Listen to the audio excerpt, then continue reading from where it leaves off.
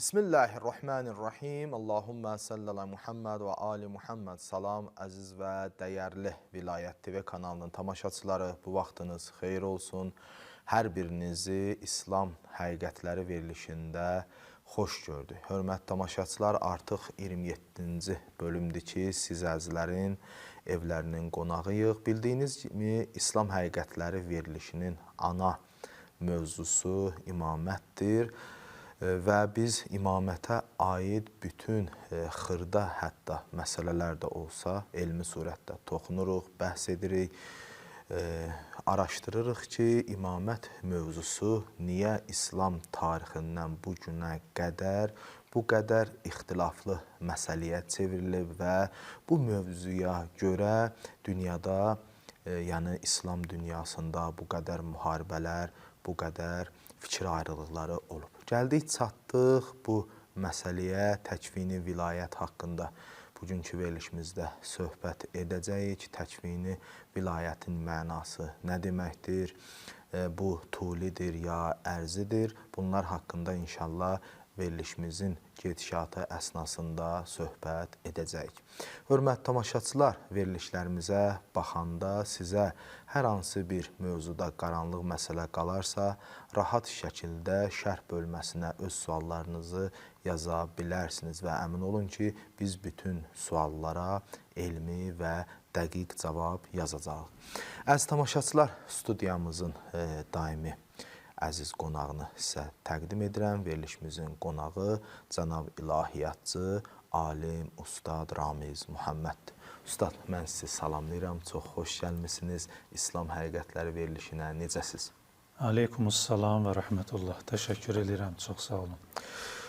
Allah sizi qorusun, ustad. Allah ömrünüzə bərəkət versin inşallah. Ustad, maraqlıdır təkvini vilayət deyəndə mənası nədir, nə başa düşməliyik və bunun zimnində də çox mühüm bir sual var, ona da cavab alacaq. Buyurun. Bismillahirrahmanirrahim. Allahümme salli ala Muhammed və ali Muhammed. Allahümme sallim və təmmim. Biz keçən görüşümüzdə təşrii vilayətdən danışdıq və sübut elədik ki, Peyğəmbərin, deməli, İslam Peyğəmbərinin Allahümme salli ala Muhammed və ali Muhammed və onun davamı olaraq və onun vəzifə, yəni imamət vəzifəsinin davamı olaraq imamların təşrii vilayət, deməli, qüdrətləri var. Və təşrii vilayətə biz dedik ki, yəni hər hansı bir qanunlar, əgər o dövrdə irəli gəlirsə, məsələlərə, yeni çıxmış məsələlərə uyğun, həmin məsələlərdə deməli, hökmləri təyin eləyə bilirlər. Vəzifə, təsis vəzifəsi də biz buna dedik, müəssis, yəni imamlar həm də müəssisdirlər. Demək, bunun müqabilində isə təkvini vilayət dayanır. Deməli, təkvini vilayət isə varlıqlara, başqa bir varlığın deməli, həqiqətində təsir eləmə qüdrətinə deyirlər, təkvini vilayət. Deməli, bu... Misalla da izah edə bilərik. Misal vura bilərik, hətta adi təbiətdən də biz misal vura bilərik, ondan sonra qayıdarıq öz mövzumuza. Məsələn, maddi varlıqların tərkibində suyun olması. Düz. Suyun özü, deməli, bir varlığın deməli, öz varlığını qoruyub saxlamaq üçün təkvini təsiri var. Həmin o varlığın vücudunda. Əgər suyu oradan çıxartsaq, onda o varlıq öz varlığını əldən vermiş olur. Bu, biologiya və yaxud da deməli, təbiət elmlərində danışılır. Və yaxud biz günəşi misal gətirə bilərik.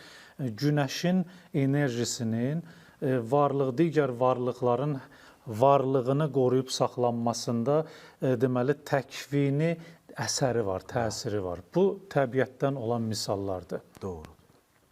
Buna biz deyə bilərik, başqa bir misalla, bir varlığın digər varlıq ki, bu varlıq, məsələn, A varlığı. A varlığının, məsələn, təkvini təsiri var, deyirik B varlığına. Deməli, A varlığı ilə B varlığı arasında bir əlaqə olmalıdır. Özdə əlaqənin növü də əlaqə həqiqiyyə olmalıdır, etibariyyə yox. Məsələn, bu nə deməkdir? Məsələn, biz fiqhdə danışırıq. Misal üçün, bu kitab indi hal-hazırda mənim qarşımda olan kitab. Mənim bu kitabla əlaqəm var. Yəni, bu kitab mənə nisbət verilir. Yəni, mənim kitabımdır. Amma bu kitabla mənim əlaqəm etibaridir. Düzdür? Həqiqi deyil. Ola bilsin ki, bu kitab sabah mənlə bunun arasındakı rabitə qırılar. Məsələn, necə qırıla bilər? Mən bunu bağışlayaram başqa bir nəfərə. Ya satarsınız. Ya sataram. Keçər onun mülkiyyətinə. Artıq onu ilə əlaqə yaradır, mülkiyyət əlaqəsi. Amma mənim varlığımda heç bir şey dəyişilmir burada. Düzdür? Bu etibaridir. Amma biri də var, məsələn, suyu misal çəkdim, elə mənim özümə misal çəkim. Məsələn, mənim bədənimdəki su, hava və bunlar, yəni mənim bədənim, maddi bədənim, təşkil olunan ki, o 4 ünsür var. Həmin 4 ünsürün mənim bədənimin varlığını qoruyub saxlaması üçün şərtdir, şərt deyirsiniz, şərtdir. Həmin şərtinin mənası elə budur ki, onu ilə mənim bədənim arasında əlaqə var, o əlaqə həqiqidir, həqiqi əlaqədir. Yəni, bunu şərtdirin, elə o mənası odur. Bunu çıxartsaz mənim bədənimdən, o varlığı əldən verəsiniz. Artıq mənim maddi bədənim öz varlığını əldən verəcək. İndi gəlirik, bu təkvini əlaqədir və yaxud təkvini əsər, təsirdir. İndi biz deyirik ki, imamların da, necə ki, peyğəmbərlərin və imamların da, imamların da, mövzumuz imamlar olduğuna görə biz hər dəfə də peyğəmbərə qayıtmırıq. Çünki bunu biz bilirik ki, imamların təkvini, vilayəti peyğəmbərə tabe olaraq əldə olunub. Davamıdır. Da burada müstəqil biz qərar verməmişik ki, burada. Bu birinci məsələ. İkinci məsələ də budur ki, elə müqəddimə olaraq biraz haşiyə çıxaq. Biz burada danışdığımız bütün mövzular, bir də bunu demişik, dəfələrlə demişik, indi də deyirəm ki, çünki bu ağır mövzulardır. Biraz elmi, bir də dərk olunması və qəbul olunması çətin mövzular olduğuna görə, çünki elmidir, fəlsəfidir. Ona görə bunları başa düşmək hamıya nəsib olur. Rahat da deyil. Ona görə biz indi bir ayəni ayənin üzərindən sözüm nə demək istədiyimi izah eləyəcəm. Bismillahirrahmanirrahim. Təlaq surəsi 3-cü ayəsində, axırlarında Allah Teala buyurur ki, "Qad ca'alallahu likulli şeyin qadran." Allah Teala hər bir şeyə müəyyən ölçü qərar verib. Hər bir şey ölçü iləndir bu aləmdə. Burada Allahı tanımaq lazımdır ki, bunu qəbul eləyəsən ki, heç bir şey ölçüsüz deyil. Hətta burada ki, aləmin varlığı da ölçü iləndir və aləmin varlığını qoruyub saxlaması üçün də müəyyən qaydalar, qanunlar və şərtlər var. Həmin şərtlərdən biri də bu təkvini əlaqə və təkvini vilayətdir. Gəlirik bura. O ölçülərdən biri. O ölçülərdən biri. Çünki bu aləm öz varlığını qoruyub saxlamalıdır. İndi peyğəmbərlər və yaxud da belə deyək, ilahi övliyalar, ilahi höccətlər bu aləmin, hətta maddi aləmin belə varlığını qoruyub saxlamaq üçün o ölçülərdən biridir. Yəni şərtdir. Bu olmalıdır. Deməli, məsələn, bizim rəvayətlərimiz var. Əgər bir an da olsa, yer üzündə imam olmasa, yer öz əhli ilə birlikdə məhv olar. Ləsəxətil ərdu bi əhliha. Yer öz əhli ilə birlikdə məhv olar. Bu elə təkvini bir ibarətdə deyir, udar yer öz əhlin. Onları yanlış tərcümə eləyiblər. Elə tərcümədə belə Ləsəxətil ərdu bi əhliha. Bu çox dəqiq məsələdir. İrfani mövzulardan biridir. Yəni yer qalmır da. Qalmaz. Udar deyəndə belə başa düşürlər ki, yer öz əhlini udar kimi. Yəni məhv edər də üstündən öz əhlini udar, amma yer qalar. Aha. Bu nə də deyir? İmamsız yer də qala bilməz. İmam təkcə yer əhlindəki varlıqlar üçün deyil. İmam elə yerin özü üçün. Olur təkvini də. Təkvini. Hətta yerin özü də deyirlər ki, məsələn, yer kürəsi. İndi bunu mən bilmirəm, təhqiq eləməmişəm. Sadəcə kitabların birində görmüşəm ki, yer kürəsi bu kainatın deməli mehvər nöqtəsidir, belə də deyirlər. Başlanğıc nöqtəsi, bəli. Əgər yer kürəsini məhv olsa, kainat məhv olar. Belə deyirlər. Mən, bu mənim ixtisasım deyil, yanlış da ola bilər. Amma bunun dərinə girmirik və yanlış da ola bilər. Burada biz israr etmirik. İsrar eləmirik, sadəcə kitabların birindən gördüm. Hətta belə olmasa da belə bizim mövzumuz dəyişmir bu. Gəlirik bura. Yəni imamın varlığı hətta biz dedik gəlin indi belə müqayisə. Həqiqi əlaqə olduğuna görə bizlərlə o misaldan vurdunuz. O həqiqi əlaqə, yəni imamın varlığı bir an bu aləmdən yoxa çıxsa, yəni kəsilsə, o həqiqi əlaqə olduğuna görə yerdə qalan bütün maddi varlıqlar da yoxa çıxmalıdır. Bəli, bu təkcə imamlara aid deyil. Bu elə peyğəmbərlərə də aiddir. Hətta peyğəmbərlərdən də imama üçün mövzumuz imamətdir, ona görə deyirəm. Bəziləri elə bilirlər ki, biz təkcə... Yox, biz yəni nübüvvətin davamı olaraq imamətə necə keçir. Ki, dedik ki, suyu əgər bədənimizdən çıxartsalar, bizim bədənimizin varlığı əldən gedir. Hətta o suyun özünün də varlığı üçün elə imamın varlığı şərtdir, gördünüz. Yəni, burada artıq bunu biz deyəndə təəccüb eləmirlər, amma imamı deyəndə bəzən... Təəccüb edirlər, bəli. Amma burada təəccüb olunası bir şey yoxdur. Burada təəccüb olunası bir şey yoxdur. Deməli, imamlar və peyğəmbərlər və davamındakı imamlar hər bir vaxtda, hər bir zamanda olmalıdır. Doğru. İndi burada bir dənə də, məsələn, Məhdəviyyat mövzularından birinə biz cavab vermiş olduq ki, deməli, İmam Məhdi əleyhissalamın bu aləmdə hal-hazırda yaşayıb yaşamaması məsələsi, biz bunu bu əqli cəhətdən də isbat eləyə bilirik, bu qaydalarla elə. Doğrudur. Təkvini vilayət qaydası ilə biz bunu ispat nəzəriyyəsindən biz bunu ispat eləyə bilirik ki, bugün olmalıdır. Çünki bəziləri də irad edirlər ki, yaxşı varsa qeybdədir, gedib ondan nəsə soruşa bilmirsiniz. Bəs onda həmin imamın varlığının faydası nədir? Sanki faydasız kimi göstərməsilər. Biz deyirik ki, siz burada təşrii vilayətdən danışırsınız. Deyirik ki, təşrii vilayət. Amma təkcə imamın təşrii vilayət vəzifəsi yoxdur. Eyni zamanda da təkvini vilayətdir. İmamın hal-hazırda varlığı bu aləmin vücudda, yəni varlığını davam elətdirməsi üçün səbəbdir. Bunu da Allah Teala bizə belə qərar verib.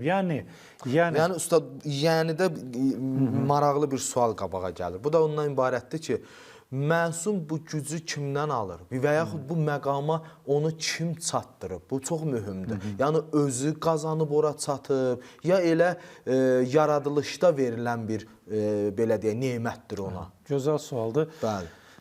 Elə demək istədiyim dolay yolla bu idi ki, yəni biz Allah Taalaya nəyisə əmr eləyə bilmərik. Yəni Allah ədalətli olmalıdır. O biz tələb eləyir ki, olsun. Belə deyil. Və yaxud da rəhmətli olmalıdır. Belə deyil. Kətəbə alə nəfsihir rəhmə. O özü özünə rəhməti yazıb. O özü özünə. Və qərar verəndə də özü qərar verir. Yəni o bizi təyin eləyə bilər ki, biz neynəməliyik və yaxud neynəməməliyik.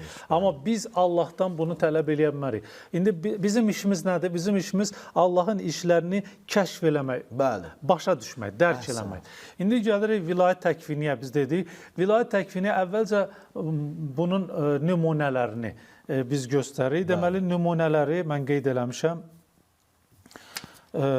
Allah özü bunu bizə açıqlayıb. Fikir versəz, biz özümüzdən burada nəsə qanun yaratmağa çalışmırıq. Bəziləri bunu yanlış olaraq cəhalətdən bizə nisbət verirlər.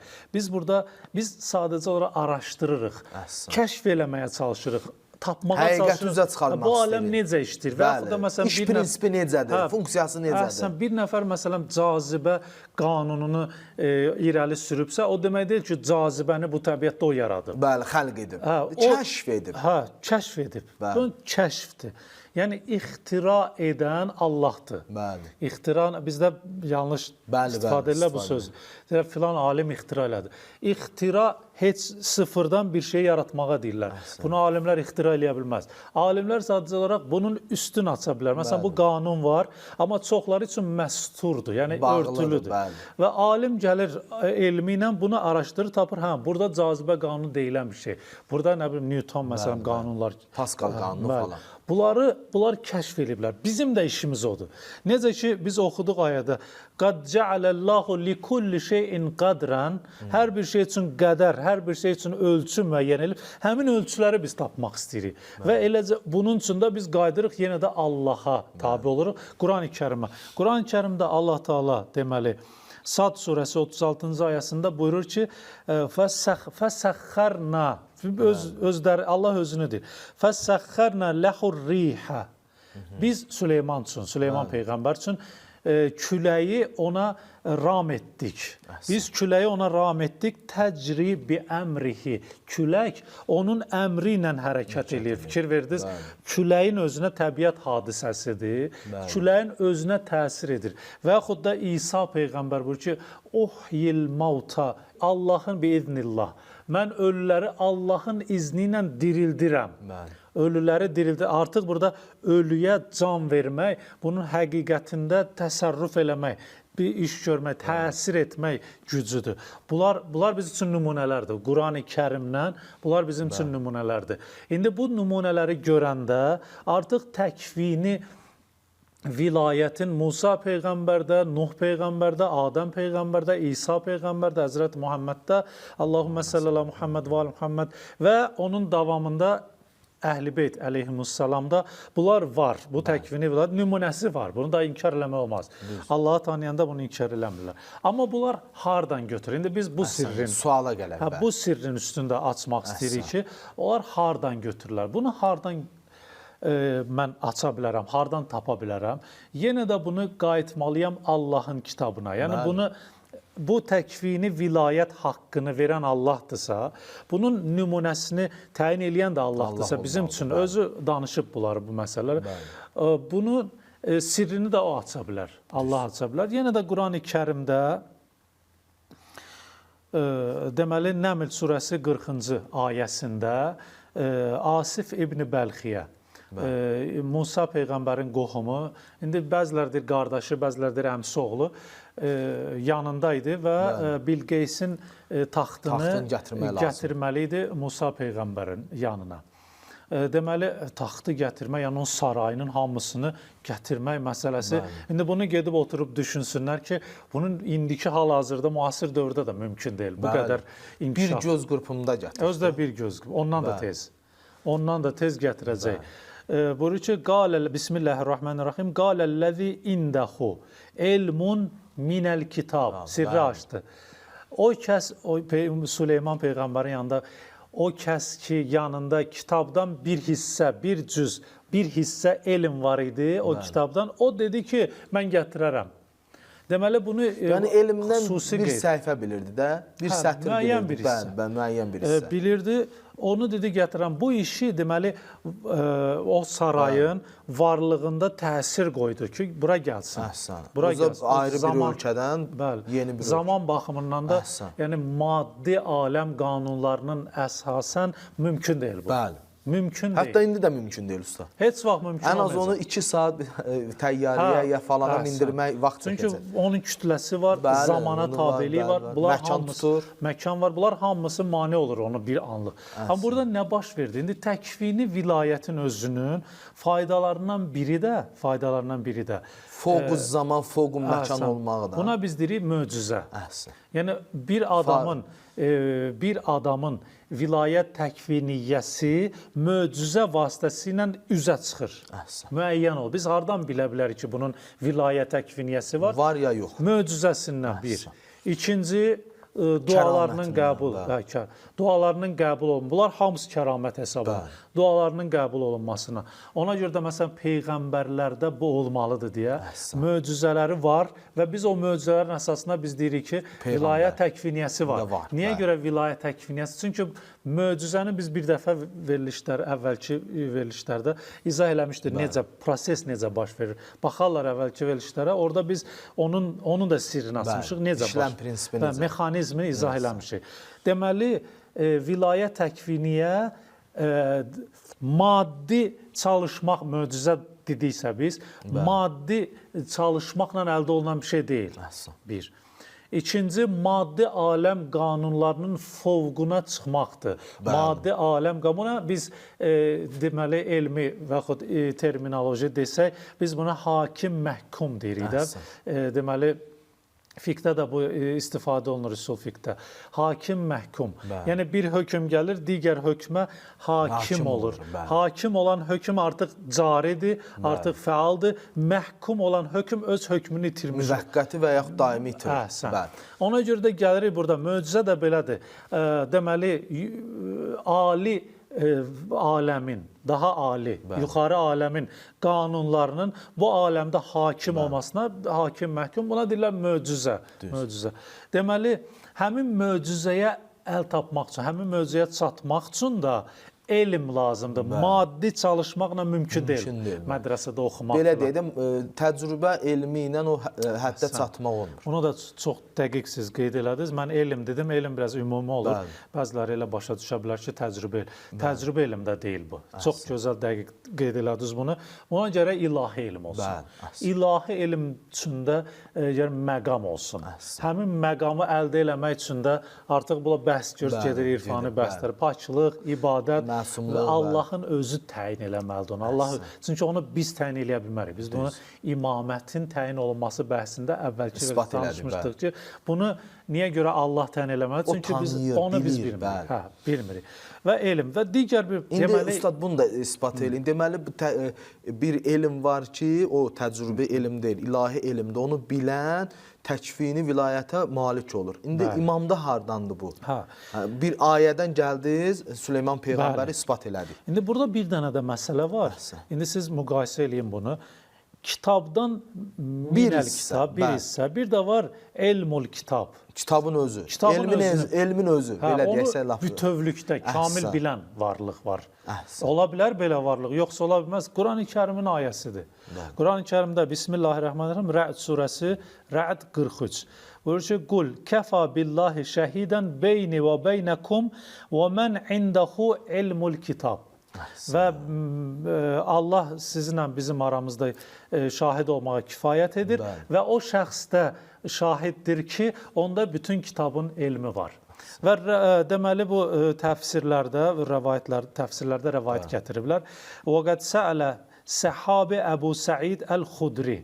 Əbu Səid Xudri soruşdu Rəsulallah sallallahu aleyhi və alihi və sələm ənil məqsud bihazihil ayə. Bu ayədə məqsəd nədir? Mən indəhu elmul kitab nədir? Çünki onlar bilirlər ki, ayələri oxuyublar. Onlar bilirlər ki, deməli bu elə belə bir məqam deyil. Bir də Asif ibn Bəlxiyə deməli elmun minəl kitab, kitabdan bir hissə var idi, o işləri gördü. İndi gör bütün bu kitabı bilən neyniyər? İndi gəlir burada Peyğəmbərimiz səhabələri arasında ayə danışır, mən indəhu elmul kitab. Bütöv kitab elmi onun yanındadır. Yəni bunlar da artıq başa düşdülər, bildilər ki, bu daha qüdrət, daha çox şeyə sahibdir. Soruşdu ki, Əbu Səid Xudri soruşdu ki, Peyğəmbərimizə, bu kimdir? Məqsəd qalə, fəqalə. Peyğəmbərimiz buyurdu ki, zəkə, həmin o şəxs, əxi Əli ibn Əbi Talib. Mənim qardaşım. Mənim qardaşım Əli ibn Əbu Talibdir. Həmin o şəxs, kitab yanında olan şəxs. Və deməli, İmam Sadiq əleyhissalamdan da bir hədis mən oxuyum. Deməli, bunun mənbəyini deyim. Amal-i Səduqdadır. Deməli, Amal-i Səduqda qeyd olunub bu hədis. Beyrut çapı səhifə 609, 4-cü hədis. Digər bir hədisimiz də bizim Üsul-i Kafidədir. 1-ci cild səhifə 229, 6-cı hədisdə İmam Sadiq əleyhissalam buyurur ki, ən elmihi bil kitab qailən. İmam Sadiq, fikir verin, burada biz indi oturub təsis eləməmişik bu fikirləri, qoşmamışıq, qondarma. Bunlar özümüzdən çıxartmamışıq. Bunlar var idi, o vaxtda bu fikirlər var idi. Biz sadəcə olaraq onları çatdırırıq. Bunu bilən adam İmam Əli əleyhissalam barəsində ki, Peyğəmbərimiz buyurmuşdu. İmamlar, onlar onu da bilirdilər ki, bu da yeni fikir deyil. Onlar onu da bilirdilər ki, imamlar Peyğəmbərin imamət vəzifəsinin davamçılarıdır. İmam Əli əleyhissalam onun davamçısıdır və İmam Həsən, İmam Hüseyn, İmam Səccad, İmam Baqir, bunlar İmam Sadiq, onun davamı. İmam Sadiq əleyhissalamın dövründə bunu bilirdilər və fikirləşirlər İmam Sadiq də onlardan. Gəlib İmam Sadiq əleyhissalamdan soruşur ki, bu elmi bəs sən bilirsən, kitab elmini bilirsən. Çünki xətti bilir, bəli, zəncirvarı bir-birinə bağlaya gedir Peyğəmbərə çıxanda artıq o sualı verir. Sual verir, görürsünüz. İmam Sadiq əleyhissalam, indi məndən soruşsalar İmam Sadiq bilir, mən deyəcəm, bəli, bilir, əqli dəlillər, nəqli dəlillər, amma bir də var İmam Sadiqin özündən soruşdu. Bilirsən, İmam Sadiq əleyhissalam buyurur ki, vallahi, and olsun Allah'a, bu təkiddir də. Bu təkidi də bilirik ki, biz bəlağətdə bilirik ki, şübhə olan insanlara gətirəl. Ona görə orada ola bilsin şübhəli insanlar, şübhə eləyən. İnanmayan olsun və yaxud da gələcəkdə ola bilərdi deyə indi biz danışırıq. Ola bilər bizə qulaq asanların içində İmam Sadiq Bizi də düşünür. Oradan bura cavab verir. Bəli. Vallahi inni la'alamu kitaballah min evvelihi ilə axirihi.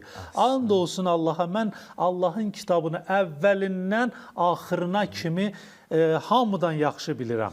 Hamıdan yaxşı bilirəm ilə axiri kəənnehu fi kəffi. Sanki bu mənim ovucumun içində olan nisbətimdir də. Bəli, bəli. Əlimin içi kimi bilirəm. Əlimin içi kimi. Yəni aydındır da, mənə qaranlıq bir yer yoxdur bu məsələdə. Əvvəlindən axırına kimi də zahirpərəstlər indi fikirləşə bilərlər ki, biz burada bütün zehinləri fikirləş ki, Quranı nə var əzbərlə, əvvəlindən Bəqərə surəsindən axırına kimi əzbərlədi. Məsələn, əvvəlindən axırına deyəndə burada yəni bütün detalları, mənəvi, batinini bilirəm. Bu da elə bunun izahıdır. İndi onu bilən adam, İmam Sadiq və yaxud İmam Əli əleyhissalam və yaxud digər İmam Həsən Əskəri, fərq yoxdur. Bəli, İmam zamana qədər. Hamısı bilən adamlarda, necə ki Asif ibn Bəlxiyə, Süleyman peyğəmbər, Nuh peyğəmbər, Adəm peyğəmbər, hamısında kimi təkvini vilayəti var. Və təsdiq də olundu ki, imamlarda da təkvini vilayət var və onlar varlıq olaraq digər varlıqların həqiqətlərinə təsir edə bilirlər. Və digər varlıqların var olmağı bunların varlığından asılıdır. Var olmağından. Yəni İmam höccət, ilahi höccəti yerdən Allah götürsə, başqa varlıqlar da yoxa çıxacaq. Bu da isbat olunur da təkvini vilayət. Bəli, çox gözəl. Ustad, təqribən vaxtımız da tamamdır. İnşallah növbəti verilişdə yenə davam edərik. Mən öz adımdan, veriliş adından sizə dərin təşəkkürümü bildirirəm. Dəvətimizi qəbul edib gəldiyinizə görə. Belə əziz tamaşaçılar, dəyərli tamaşaçılar, görürsünüz, həqiqətən İslam dünyasında olan alimlər və ilahi elmlər nə qədər şirin, dərin, mənalıdır və insanı elə bir fəzaya, elə bir yerə aparır ki, həqiqətən orada gözəllikdən başqa bir şey yoxdur. Baxın, imamın təkvini vilayəti dedikdə və biz Əhl-i Beyt sevərlər, biz şiyələr, biz 12 imamçılar deyəndə ki, hər bir an, hər bir zamanda, məkanda ilahi höccət yer üzərində olmalıdır, nə deməkdir? Allah amanında növbəti verilişlərə qədər.